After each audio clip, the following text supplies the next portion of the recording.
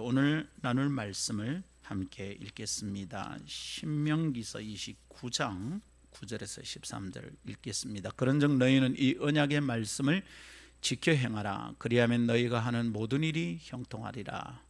오늘 너희 곧 너희의 수령과 너희의 지파와 너희의 장로들과 너희의 지도자와 이스라엘 모든 남자와 너희의 유아들과 너희의 아내와 및 네 진중에 있는 객과 너를 위하여 나무를 패는 자로부터 물 길는 자까지 다 너희의 하나님 여호와 앞에 서 있는 것은 네 하나님 여호와의 언약에 참여하며 또 네 하나님 여호와께서 오늘 네게 하시는 맹세에 참여하여 여호와께서 네게 하신 말씀대로 또 네 조상 아브라함과 이삭과 야곱에게 맹세하신 대로 오늘 너를 세워 자기 백성을 삼으시고 그는 친히 네 하나님이 되시려 함이니라.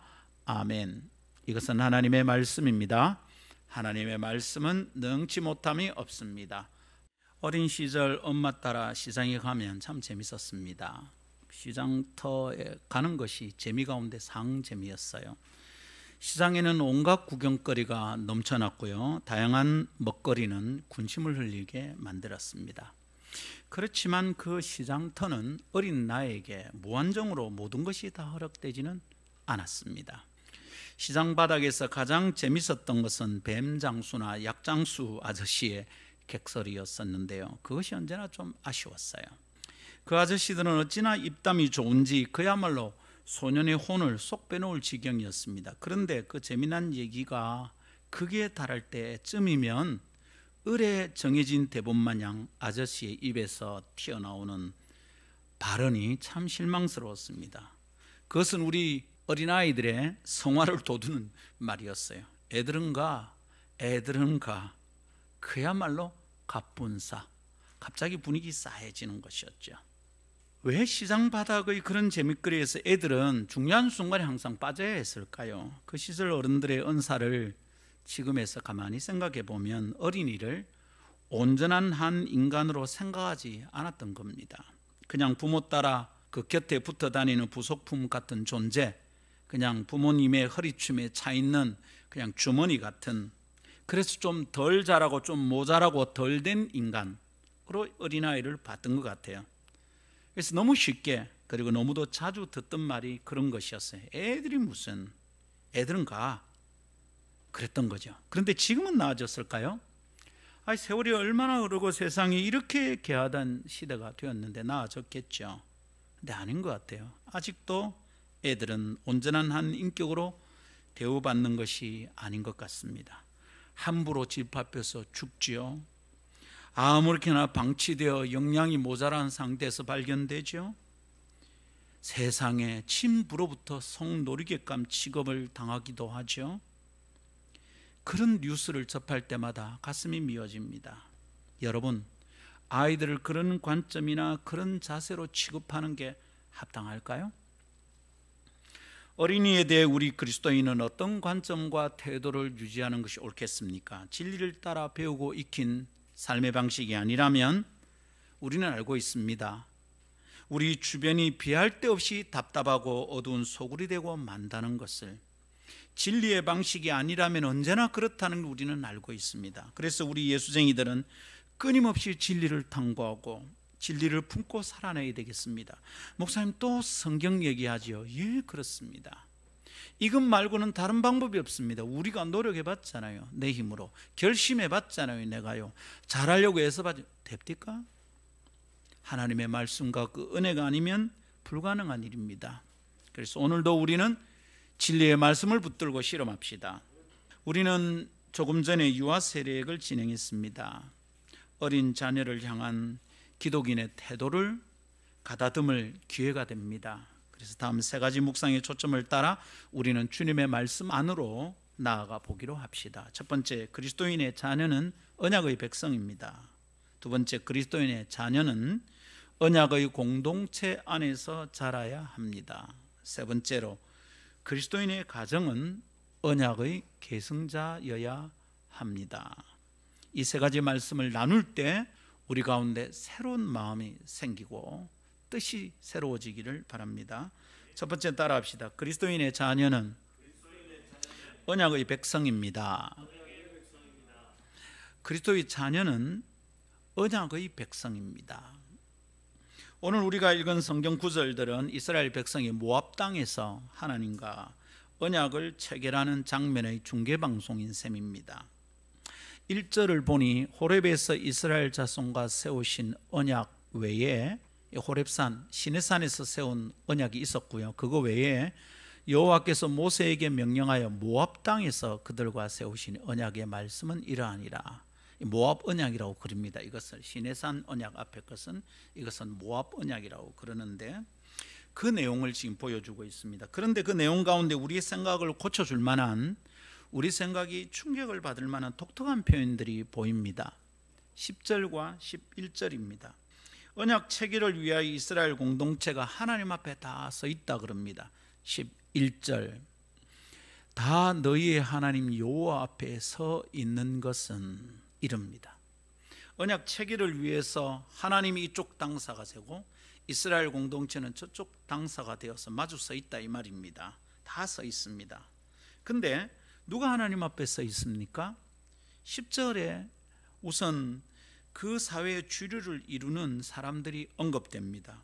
수령, 장로, 지도자, 그리고 남자들. 그 시대의 문화와 관습을 생각할 때 당연히 앞자리에 서야 될 사람들입니다. 사실은 뒤에 언급되는 사람들은 나타나면 안 되고 사실은 존중이 여김을 받지 못하던 사람들이었어요. 그래서 이 앞에 나타나는 이 사람이 전부일 것 같습니다.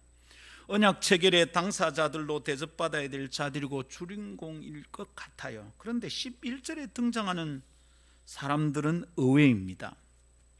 어떤 사람들입니까? 유아들, 아내, 여인들입니다. 진중의 객, 나무를 패고 물을 깃는 종들까지 다 하나님 앞에 서서 언약을 맺는 당사자가 된다는 겁니다.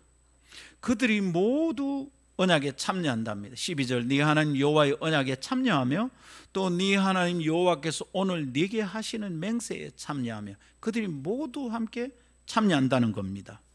참 평등한 관계입니다. 하나님이 원하신 것이 그것인 듯합니다. 그 고대 사회에서 이런 사고방식이 존재했다니 놀랍습니다. 사람에게서 나온 게 아닌 게 틀림없어요. 하나님의 뜻입니다. 차별도 없고 무시당할 계급이나 존재도 없습니다. 이게 하나님의 뜻입니다. 언급된 모든 사람들이 다 하나님의 언약 안에 공평하게 머물 수 있습니다. 그 언약 안에서 모두가 인정받고 존중받아야 될 사람들이다 이 말입니다. 하나님은 그 가운데 누구도 소홀히 대하지 않으십니다. 뭡니까? 복음입니다. 놀라운 복음입니다. 자, 언약 안에서 그랬다 그랬어요. 그럼 언약에 대해 조금만 생각해 봅시다. 구약의 언약은요, 창세기 17장 9절 10절에서 아브라함이 하나님과 맺은 약속이 그 시원입니다. 거기서 비롯되는 거예요. 9절, 하나님이 또 아브라함에게 이르시되 그런즉 너는 내 언약을 지키고 네 후손도 대대로 지키라. 아브라함만 지키라는 후손도 지키랍니다. 너희 중 남자는 다 할례를 받으라. 이것이 나와 너희와 너희 후손 사이에 지킬 내 언약이다. 이렇게 말씀하셨고 그때 하나님은 아브라함과 약속을 맺으셨어요. 계약서를 썼어요. 아브라함의 후손들은 그 선조인 아브라함이 맺은 이 언약 안에서 하나님의 은혜를 누립니다. 자기들이 잘한 게 있는 게 아니고 아브라함이 하나님과 맺은 언약 때문에 그런 거예요. 하늘의 임금이신 그분은 그 약속 때문에 그 백성들을 포기하지 않으십니다. 이스라엘이 보기 쉽게 흔들리고요, 패역한 짓을 하는 상황이 있었잖아요. 그럼에도 불구하고 하나님은 그들을 붙들고 가십니다. 왜 이럽니까? 그들이 무엇을 잘해서가 아닙니다. 그들에게 이쁜 구속이 있어서가 아닙니다. 내가 봐도 그냥 화딱지가 나고요, 그만 포기하고 싶었어요. 그런데 그렇게 못나고 이상한 짓거리를 해도 하나님 포기하지 않으셨습니다. 왜 그렇습니까? 하나님께서 당신의 약속을 지키기 위해 그렇게 하셨던 겁니다. 약속 때문에 그 사람들을 포기하지 않았던 거예요. 약속 때문에 이스라엘을 끝까지 붙들고 있었어요. 약속은 소중합니다. 언약의 공동체의 구성원 곧 그 멤버십을 가지게 되면 그렇게 하나님과 연합이 되고요, 그렇게 멤버십을 가지면 하나님의 언약 안에 있는 은혜를 무한히 받고 누리게 됩니다. 언약이 그래서 너무 소중합니다. 내가 조금 잘못해서 언약 바깥으로 내팽개치는 게 아닙니다. 하나님은 약속 때문에 붙들고 계십니다. 신약의 성도인 우리는 어떻습니까? 우리도 또한 하나님의 언약 안에서 평등한 존재의 가치를 가지고 있는 사람들임을 기억해야 합니다.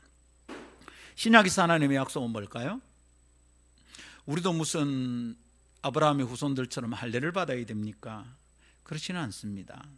신약의 약속은 이렇습니다. 당신의 아들 예수 그리스도의 대속의 죽음을 믿고 그 보혈을 의지하는 자들에게는 하나님의 자녀가 되는 권세를 주신다는 약속입니다. 그 약속을 믿는 자들은 사람의 능력이나 자격이나 학벌이나 배경과 상관없이 다 공평하게 하나님의 은혜를 받게 됩니다. 좀 덜 받고 더 많이 받는 게 없습니다. 다 고르게 다 받습니다. 차별 없이 구원받고요, 내 처지 때문에 무시당하지 않고 우리는 다 한결같이 하나님 나라의 백성이 됩니다. 그러니 우리 그리스도인은 내가 무엇을 잘해서 살게 되고 구원받고 그런 것이 아님을 깨달아야 됩니다. 우리는 약속 때문에 안전한 겁니다. 내 계좌에 잔고가 많으면 내가 안심할 수 있는 게 아니라 우리는 약속 때문에 안전한 것입니다. 우리 집 자물통이 그냥 안전 자물통이고 그래서 잘 안 뚫린다, 우리는 그래서 안전한 게 아닙니다. 하나님의 언약 안에 있기 때문에 안전한 겁니다. 우리를 생각하면 우리는 약속을 제대로 못 지킵니다. 우리가 우리 스스로를 알잖아요. 그러나 하나님은 결코 그 약속을 잊지 않고 약속에 어긋나게 행동하지도 않으십니다. 그런 하나님의 성품 우리는 뭐라 그럽니까? 신실하심이라고 부릅니다. 미쁘시다 그럽니다. 믿음직하다 이 말입니다. 구약시대나 신약시대나 한결같이 약속에 신실하신 하나님 때문에 하나님의 백성이 되는 진리가 원리로 작동됩니다. 다른 방법이 있습니까? 절대로 없습니다. 그래서 우리는 하나님의 약속을 소중히 여겨야 되고 언약을 깊이 생각해야 됩니다.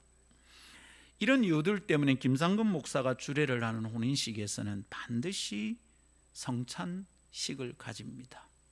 주례인 목사와 신랑 신부 3명만 가지는 성찬식이지만 이 성찬이 하나님의 언약이 있는 백성들의 언약식이라는 것을 그대로 인식하고 드러내고 그 하나님의 언약 안에서 우리는 약속을 하는 것이다, 그 의미를 나누기 위해서, 전달하기 위해서 꼭 성찬식을 가집니다.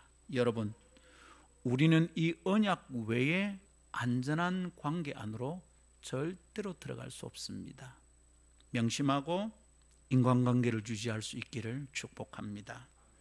그저 우리 둘이 사이좋게 지내자, 잘 안 됩니다. 여러분, 죽을 것 같이 사랑했던 부부들이 여러분 평생 늘 죽을 것 같이 사랑합니까? 잘 안 되더라고요. 다른 사람들은 어떤지 모르겠지만 여러분, 피차 하나님의 언약 안에 머물고 그 진리의 말씀을 붙들고 살아가지 않으면 안전한 관계는 이 땅에 하나도 없습니다. 내 몸으로 낳은 아이니까 내가 사랑할 수 있지, 그렇게 될까요? 우리는 모두 하나님의 언약 안에 있어야 안전한 줄 믿습니다. 자, 그런데 오늘 본문에서 보는 게 좀 이상하게 보인다는 거예요. 그 약속의 당사자, 한쪽은 하나님이시잖아요. 근데 그 다른 쪽의 당사자, 계약서에 서명을 해도 되는 한쪽의 당사자가 누군가? 이것 말입니다. 자세히 보십시오.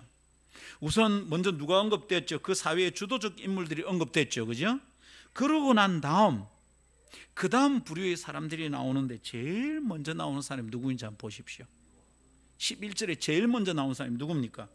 유아들입니다. Your children. 경상도식으로 번역하자면 이거 뭡니까? Your children. 너그 얼라아들. 그럼 이거 좀 이상하지 않습니까? 이거 그냥 자연스럽게 느껴집니까? 그 얼라아들이 무슨 주체적 존재라고 계약서에 도장을 찍고 서명을 하는 독립적 인격체로 받아들인단 말입니까? 그냥 애들은 가, 그렇게 해야 되는 거 아닐까요? 그런데 하나님은 정말 그 얼라아들을 대상으로 약속을 믿고 약속을 시행하겠다는 겁니다. 정말 그런 겁니까? 하나님이 진짜 그렇게 하시는 거예요? 그렇습니다. 성경은 그 아름다운 언약 체결의 현장을 그대로 중계하고 있습니다. 우리가 본 게 그겁니다. 하나님은 유아들을 대상으로 약속을 맺고 있습니다. 여러분, 이게 우리가 유아 세례식을 해야 되는 성경적 근거에 해당된다는 것을 깊이 생각하시기 바랍니다. 정신을 차리고 주님의 말씀에 우리의 생각 주파수를 맞춰봅시다. 이 말씀의 뜻대로라면 우리의 자녀들을 우리는 어떻게 생각하고 키워야 될까요? 언약 안에서는 내 아이가 내게 달려있는 부속품이 아니라는 거예요. 그리스도인의 자녀들은 부모의 소유물이나 부장품이 아니라 그들 자체로 하나님과 개인적인 관계를 맺고 살아야 할 인격체라는 말이에요. 니는 아버지 허리띠 딱 붙잡아라. 아버지 하늘 날아갈 때 니도 따라갈 거다. 그런 거 없다 이 말입니다. 우리는 우리의 자녀를 어떻게 봐야 되는지 정신을 차려야 되겠습니다. 감사하게도 오늘 예배에 참석한 대부분의 사람들이 싱글들입니다. 가정을 맺기 전에 이런 말씀을 듣게 되는 것을 감사히 여기고 마음에 꼭 새기기를 바랍니다. 하나님께서 우리의 자녀들을 특별히 존중히 여기고 그들에게 약속을 지키신다는 것을 우리는 인정하고 그것을 소중히 여겨야 됩니다. 거기에서부터 우리는 자녀를 키우는 합당한 양육 태도와 교육 방법을 찾아낼 수 있겠습니다. 자, 유아 세례를 정리해 볼까요? 그러면 유아 세례는 뭡니까? 자녀를 그렇게 언약 공동체의 멤버로 인정하고 받아들인다는 의미를 가지고 있습니다. 우리는 그들이 완전한 언약 당사자로 주님 앞에 설 수 있고 또 서야 한다는 것을 인정해야 됩니다. 이것을 믿어야 됩니다. 그것을 믿고 우리의 자녀들을 대할 것이라는 결단이 유아 세례입니다. 유아 세례식을 시행한다는 것은 나와 내 자녀가 함께 언약 안에 있다는 것을 믿고 또 바라는 고백입니다. 나는 이미 언약의 백성인데 내가 속해 있는 언약 안으로 내 자녀들도 함께 들어간다는 것을 확인하고 바라는 성례입니다. 구약의 할례가 그것이라면 신약에서는 뭐라고요? 유아 세례입니다. 세례는 뭡니까? 씻는다는 예식이고요. 씻고 거룩해야 하나님과의 관계가 되는 거예요. 씻음 받지 않는 사람은 거룩한 하나님 앞에 설 수 없습니다. 근데 어떻게 씻음 받습니까? 하나님의 약속으로 씻음 받습니다. 약속을 믿음으로. 그래서 우리는 씻음 받으면 어떻게 되죠? 세례를 통하여 하나님과 연합하는 관계 안에 들어간다는 의미를 담고 있습니다. 그렇다면 유아 세례는 소위 말하는 헌아식이 아닙니다. 아를 갖다 바치는 주님께 드리는 예식이 아니다 이 말입니다. 나는 여기 있고 내 아를 갖다 바치는 게 아니라 우리 모두가 내 아이와 함께 언약의 공동체 안으로 들어간다는 아주 벅찬 기쁨이 있는 축복스러운 예식이다 이 말입니다. 우리 모두가 하나님과 온전한 관계 안으로 들어간다는 뜻이에요. 내 아이가 나를 통해 하나님을 만나겠지만 그러나 이 아이가 하나님께 지 개인적으로 관계가 있다는 것을 고백하는 거예요. 부모가 내 자녀를 어떤 존재로 보는지 유아 세례식을 거행하면서 또렷하게 인식하고 기억할 수 있는 줄 믿습니다. 그렇게 하겠다는 부모의 결단과 헌신이 담겨 있는 성례가 유아 세례식입니다. 아멘. 그리스도인 자녀는 언약의 공동체의 멤버입니다. 꼭 기억합시다. 두 번째 따라합시다. 그리스도인의 자녀는 언약의 공동체 안에서 자라야 합니다. 네. 그리스도인 자녀는 어떻습니까? 그저 우리 집안의 전통, 유교적 전통 혹은 우리 아버지는 그래 안 한다 이런 원리 속에서 자라는 게 아니라 우리 가정 안에서만 자라는 게 아니라 언약의 공동체 안에서 자라야 한다는 것을 기억해야 됩니다. 이스라엘은 자녀들을 언약의 공동체 구성원으로 인정하고 받아들일 뿐만 아니라 그 아이들이 언약의 공동체 안에서 자라도록 했습니다. 이렇게 하는 데 있어서 이스라엘의 교육은 세계적으로 유명합니다. 독특합니다.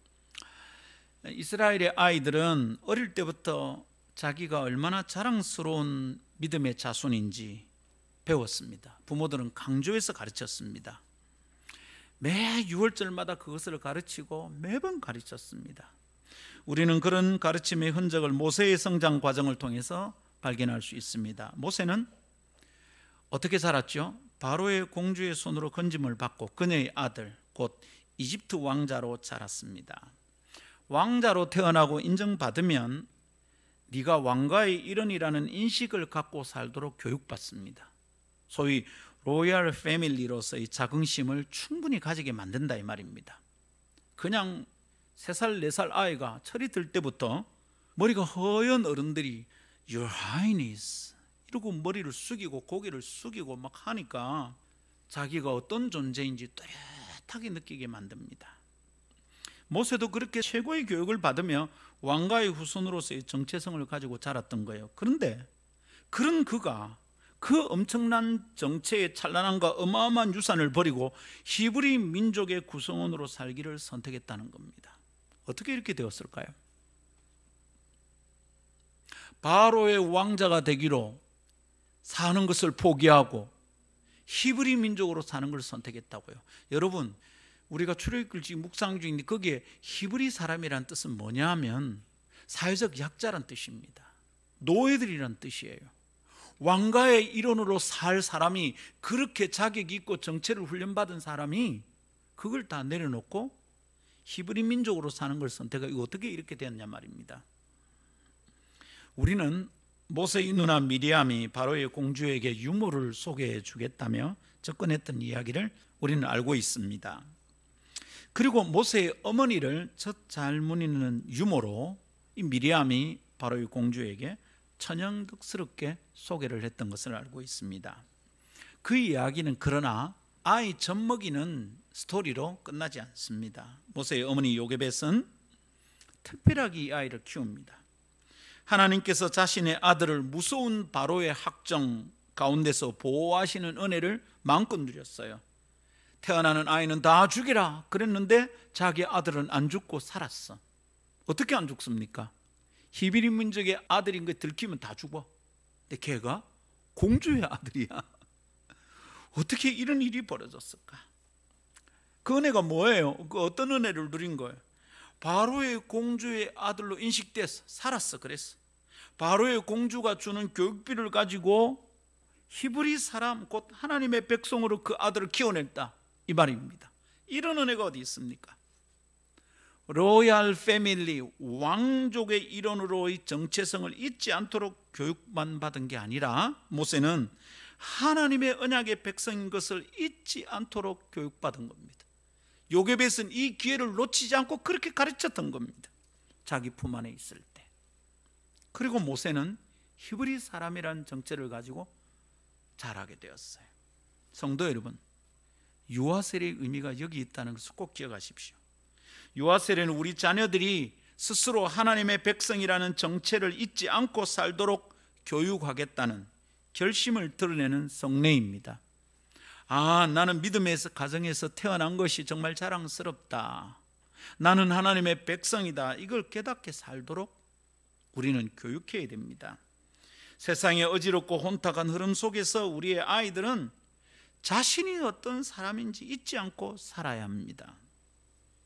저는 우리 가족이 바깥에 나가서 공부를 해야 될 결정을 하고 아내와 제 자녀들을 먼저 보냈습니다. 6개월 먼저 보냈어요.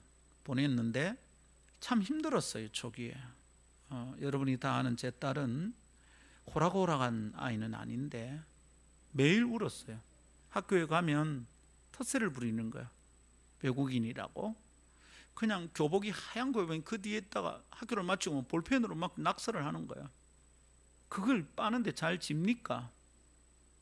저는 딸바보였죠. 막 전화를 하면 애가 전화통을 붙들고 우는데 내 마음이 너무 쓰린 거예요. 근데 그때 제가 이렇게 말했습니다. 또 그러면 이렇게 말해라. 너 그 나라 역사는 몇 년이고 우리나라 역사는 500년도 넘는다, 1000년도 넘는다. 너희 나라 역사는 몇 년이고 까불지 마라 이런 말하라 했거든. 아빠 나 영어 그렇게 못하는데 한국말로 씹어리라. 근데 진짜 어느 날 그렇게 한 거야. 빠바바바박 하니까 선생님이 와그라노니 이게 무슨 말이고, 그래서 떠듬떠듬 설명하니까 선생님이 애들 보고 잘못했다고 사과하라 했대요. 그때 제가 우리 아이들에게 3가지를 항상 말했습니다. 3가지 잊지 마라.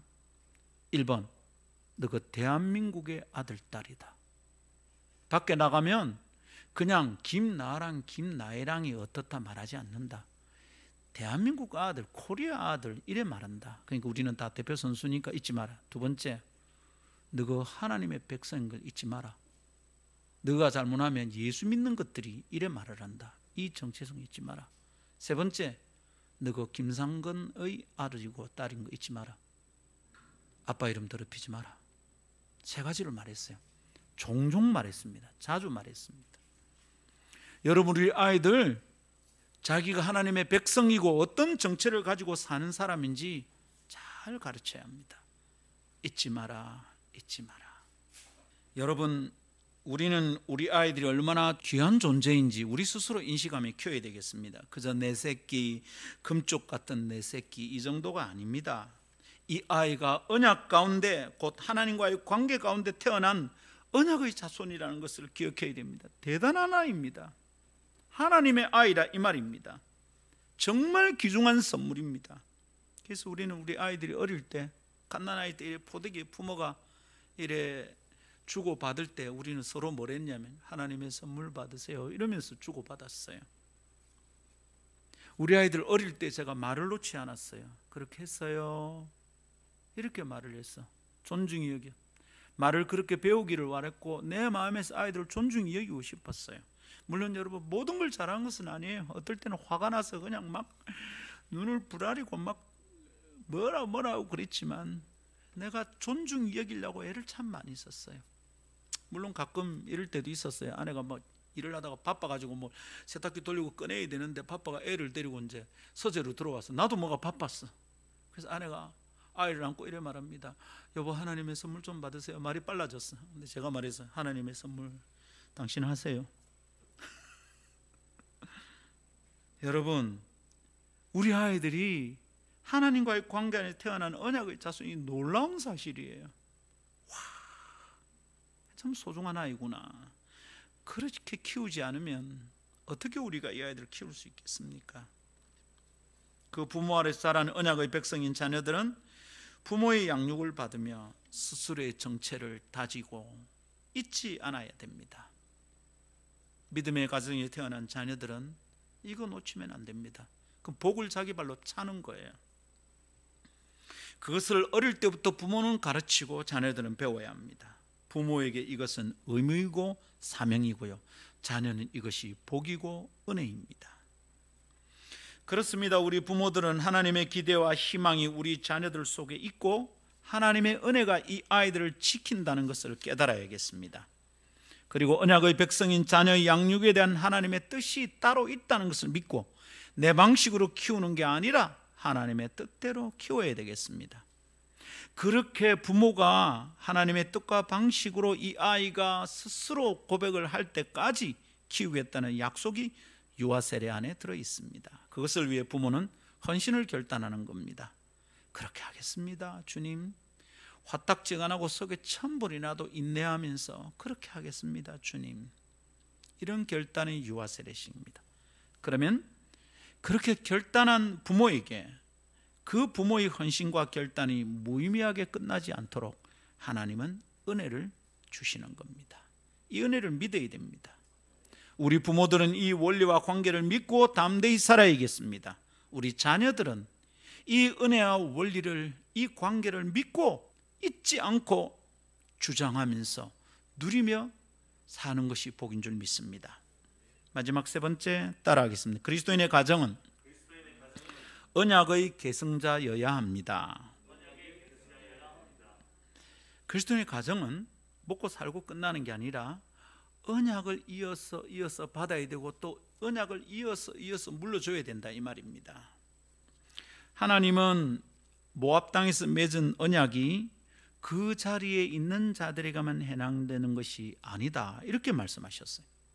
거기에 없는 자에게까지 미치는 영향력이 있다고 선언하신 거예요. 오늘 우리가 읽지는 않았지만 13절까지 읽었는데 14절 15절에 하나님이 하시는 말씀이 이렇습니다.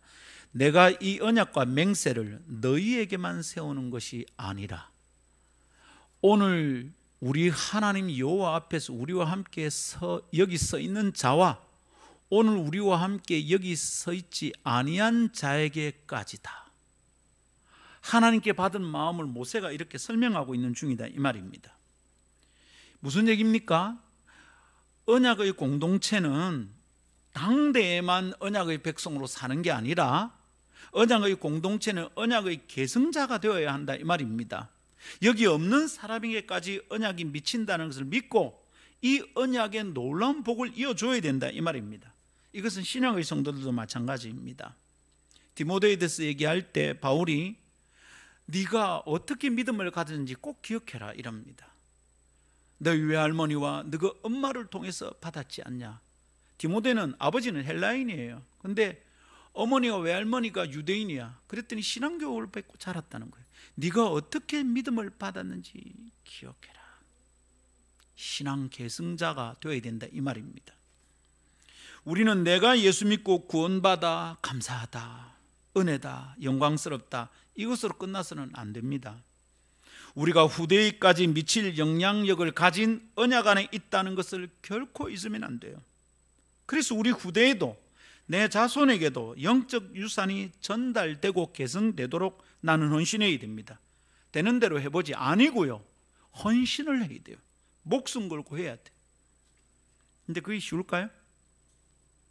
부모 세대는 아름다운 신앙을 가졌는데 자손들에게 내려가며 믿음의 빛깔이 점점 낡아가는 가문을 보게 됩니다.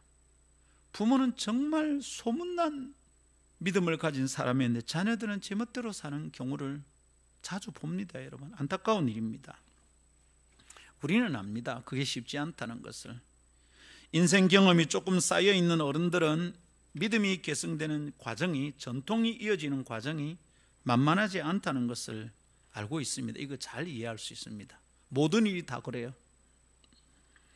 막 재벌 집안도 몇 대 내려가다 보면 다 날려먹고 이런 집들이 참 많다는 거 우리가 압니다.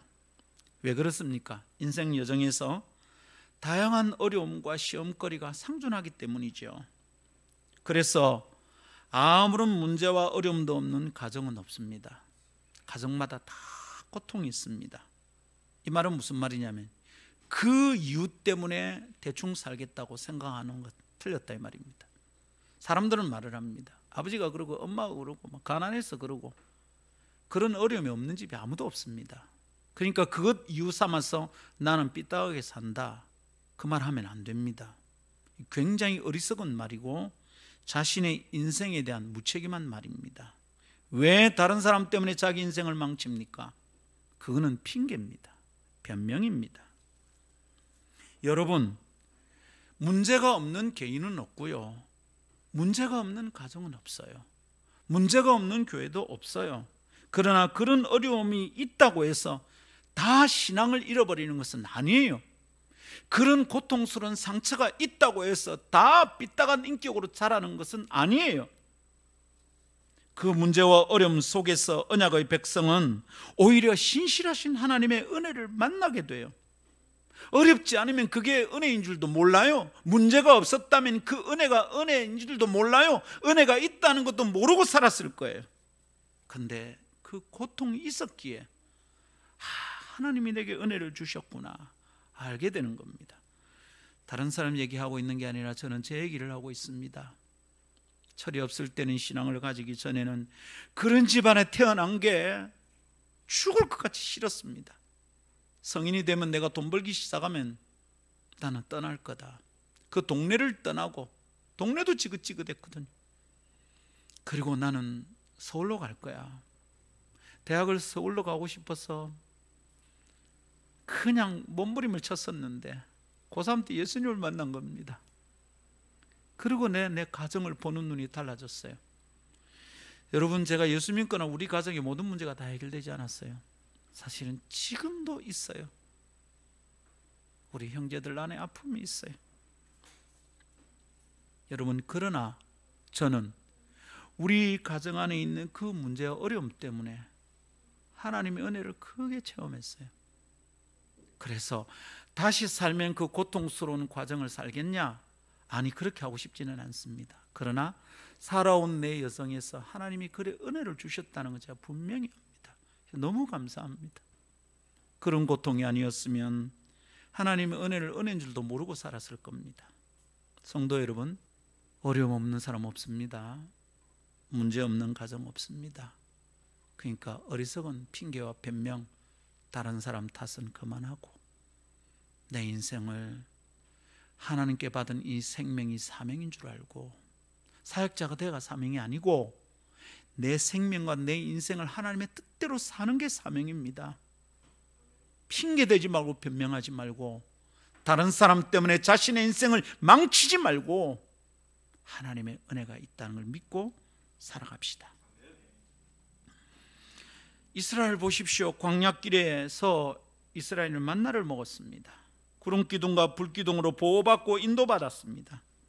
이스라엘 공동체 모든 구성원들은 그것을 눈으로 다 보고 매일 보며 자라고 살았습니다.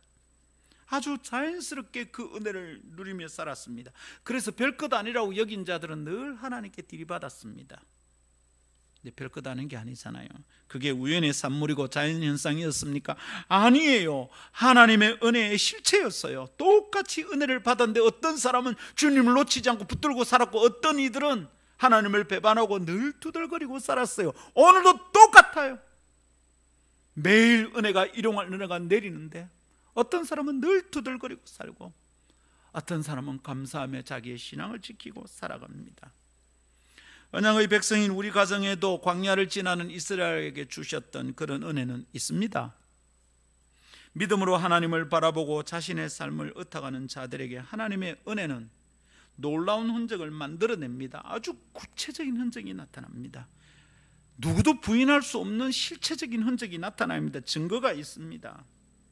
그러나 은혜를 받고 누리면서도 그것이 그것인 줄 모르는 가정 안에는, 그런 개인 안에는 안타까움만 남고요, 불쌍한 흔적만 남아요. 언약의 공동체 안에도 어려움은 있습니다. 문제도 있습니다. 믿음의 가정에도 파도는 일어납니다. 갈등과 긴장이 있고 다툼이 생깁니다. 그러나 그래서 하나님의 은혜가 있다는 것을 믿어야 합니다. 은혜는 순탄한 곳에 은혜가 더 필요한 게 아니고 힘든 곳에 은혜가 더 필요한 거예요. 지금이야말로 은혜가 필요하구나. 지금 하나님이 우리 집에 은혜를 주실 때구나. 투덜거리지 말고 짜증내지 말고 하나님 은혜를 주십시오. 기도해야 되는 거죠. 이걸 믿어야 되는 거죠. 그 어려움 통해서 하나님의 은혜는 더욱 빛이 나는 겁니다. 그 빛깔이 더 곱게 드러나요. 우리는 이것을 깨닫고 그것을 누리고 받아서 감사해야 되겠습니다. 그리고 그 은혜를 내 자녀들에게 보여주고 가르쳐야 되겠습니다. 야, 이거 우연히 일어난 게 아니라 아빠가 기도했거든. 기도하면 응답이 된다는 것을 우리 아이들이 보고 자라야 됩니다. 우리 아들이 어릴 때, 제 아들은 체질이 좀 약해요. 저 동생보다. 그래서 병치를 많이 했어요. 편도 자주 붓고 자주 열이 났어요. 그래서 우리 집에 상비약 중에 하나가 서스펜 좌약이라고. 이제 아프면, 열이 나면 우리는 병원에 갈 돈도 잘 없고요. 그래서 이 서스펜 좌약을 아예 똥꼬에 딱 집어넣고 엉덩이를 꽉 쥐고 녹아야 되니까, 그리고 머리에 손을 얹고 기도를 했습니다.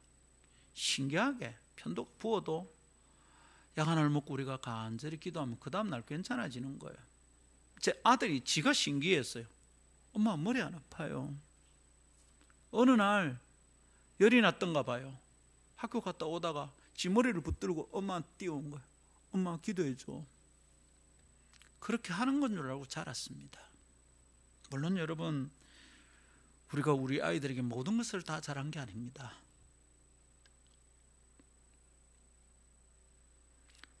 예비가 되는 법을, 남편이 되는 법을 제대로 배우지 않고 혼인을 했어요. 그래서 겪지 않아도 될 시행착오를 많이 겪었고 아이들 마음에 상처를 남기기도 했습니다. 그렇지만 그 순간순간 하나님은 은혜를 무지막지하게 부어주셨습니다. 우리 아이들이 그것을 다 봤다고 저는 믿습니다. 그걸 안 볼 수가 없어요. 그게 어쩌다가 일어난 우연한 일이라고 볼 수가 없어요. 해외에서 아이들 공부할 때 한 학기에 등록금이 500만 원이 넘었습니다. 대학 갈 때 말고. 매년 등록금을 후원하는 분이 계셨는데 우리가 부탁한 적이 단 한 번도 없습니다. 근데 매년 보낸 사람이 달랐어요. 우리 딸아이 마지막 학년 할 때만 우리가 누구한테 돈을 빌렸습니다. 하나하나 기적 같은 일들이 너무 많습니다. 우리 교회 재정 담당들은 고백할 수 있을 겁니다. 우리 교회 하나님이 필요할 때마다 까마귀를 보내서 탁 물어다 주십니다. 우리 오집사가 했던 말이 기억이 나요. 또 채워지는 어느 날 제게 이럽니다. 목사님 이런 건데 또 잠시 믿지 않았습니다. 눈을 뜨고 보면 영원히 정신을 차리면 하나님 은혜가 보입니다. 어리석게 투덜거리며 살지 맙시다. 믿음 안에서 자꾸만 봅시다. 할렐루야.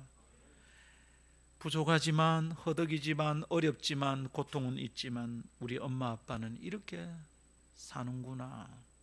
그걸 보여줘야 되겠습니다. 결코 부모의 삶이 고통스럽지만은 않았다는 것을 중요합니다.